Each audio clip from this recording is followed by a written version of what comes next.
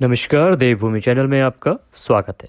आज के इस वीडियो में बात करेंगे फाल्गुन अमावस्या की, अर्थात फाल्गुन मास की अमावस्या कब है, किस प्रकार से आपको पूजा करनी चाहिए, किन बातों का इस अमावस्या में विशेष ध्यान रखा जाना चाहिए, शुभ मुहूर्त क्या है, क्या दान करें क्या दान ना करें, ये सभी जानकारी आपको आज के इस वीडियो में प्राप्त होगी। ये अमावस्या तिथि के जो स्वामी हैं वो हैं पितृदेव। पितरों को अमावस्या तिथि का स्वामी माना गया है।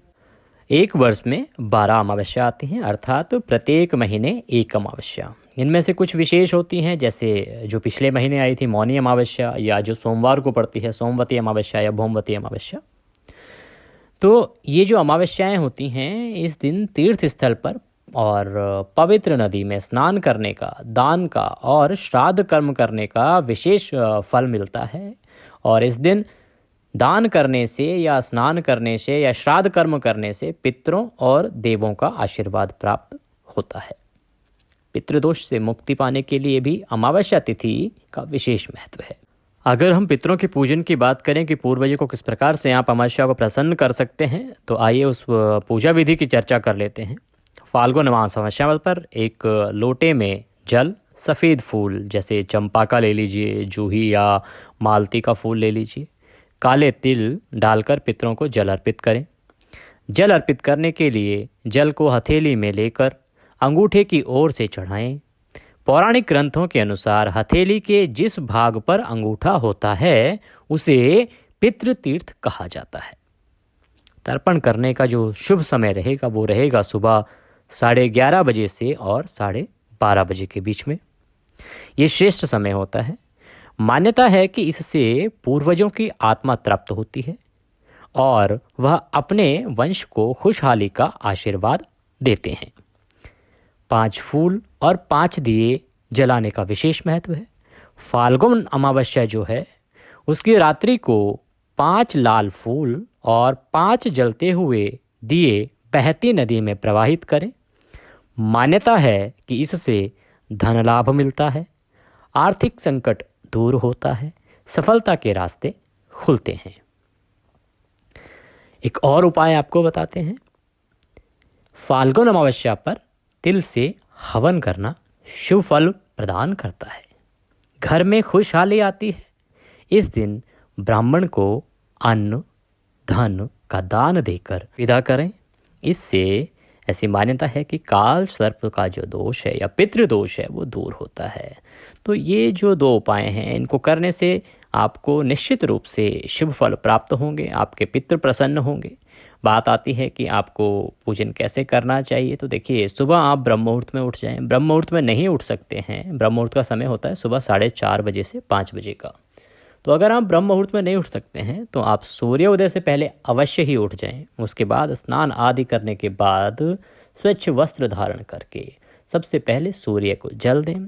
सूर्य को जल देने के बाद आप अपने पितरों के प्रति तर्पण करेंगे। तर्पण का हमने आपको विधि बताई है कि किस प्रकार से आपको तर्पण करना है। दान अवश्य करना है। दान करने के लिए आप ब्राह्मण को या तो घर पे निमंत्रित करें, उनको भोजन कराएं, या किसी मंदिर में जाके भी आप दान दे सकते हैं। अगर आपके समय की बहुत शॉर्टेज है, आपके इतना समय नहीं निकलता है, तो आप बाज़ार से दूध लीजिए, कुछ केले आदि लीजिए और वो दक्षिणा के साथ किसी मंदिर में या किसी ब्राह्मण के यहाँ पे दे दीजिए। ये भी एक पितृदान का ही फल आपको प्रदान करेगा। और आपके बिजी शेड्यूल में व्यस्तताओं के कारण जो आप काम नहीं कर पा रहे हैं, तो आपको आपके जो पितृ हैं उनका आशीर्वाद प्राप्त करने का एक आसान माध्यम बनेगा। ये आवश्यक नहीं है कि हमेशा आप अमावस्या पर किसी पंडित को घर पे ही बुलाएं, उनका हवन कराएं या फिर उनको भोजन करा के ही, दान दक्षिणा दे के ही पितृ का शुभ फल प्राप्त कर सकते हैं। आप इस तरह से व्यस्तताओं में आप सूक्ष्म उपाय करके भी आप अपने पितरों को प्रसन्न कर सकते हैं।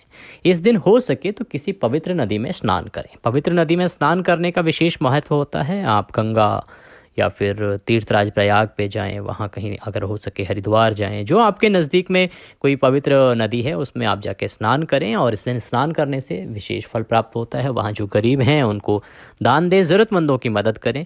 इससे भी आपके घर में खुशहाली आती है।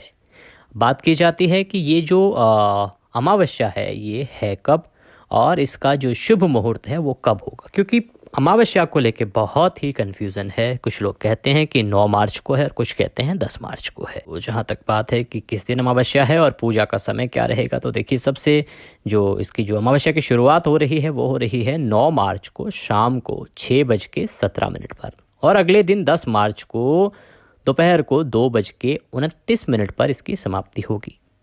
अब क्योंकि अमावस्या का पूजन जो है वो सुबह के समय किया जाता है और शास्त्रों के अनुसार इसका जो निर्णय है वो उदया तिथि के अनुसार किया जाता है, तो इसीलिए अमावस्या का दान पुण्य कर्म आदि जितने भी कार्य हैं वो सभी 10 मार्च 2024 को होंगे।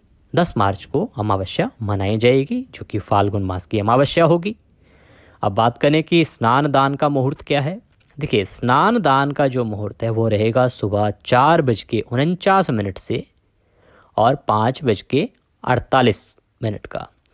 तो इस समय में आप स्नान कीजिए। अगर बाहर किसी पवित्र नदी में स्नान नहीं भी करने जा रहे हैं तो घर पे ही जो आप पानी भर रहे हैं नहाने के लिए उसमें गंगा जल मिला लीजिए और उससे स्नान कीजिए।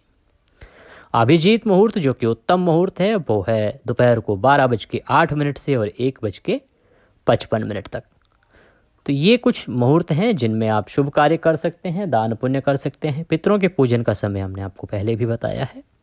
तो इस प्रकार से 10 मार्च को आप अपने पितरों की प्रसन्नता के लिए, घर में सुख शांति के लिए पितरों की पूजा कीजिए, ईश्वर को याद कीजिए, आपको अवश्य ही उनका आशीर्वाद प्राप्त होगा। आशा करते हैं वीडियो में दी गई जानकारी आपको अच्छी लगी होगी। वीडियो अच्छा लगा हो तो उसे लाइक अवश्य करें। कमेंट बॉक्स में ओम नमः शिवाय या जय श्री हरि लिखना ना भूलें। से भगवान श्री हरि के वैकुंठ में आपके पितृ बहुत ही प्रसन्न रहेंगे। चैनल को अगर अभी तक सब्सक्राइब नहीं किया है तो सब्सक्राइब कर लें, क्योंकि इससे इस प्रकार की सभी जानकारियाँ कि कौन सी तिथि कब है, कौन सा मुहूर्त कब है, पूजा कब करनी है, कैसे करनी है, इस तरह के सभी सवालों के जवाब के वीडियो आपको हमारे इस चैनल पर प्राप्त होते रहेंगे। आज के इस वीडियो में अभी के लिए इतना ही। अगले वीडियो में फिर होगी आपसे मुलाकात। तब तक के लिए जय श्री हरि।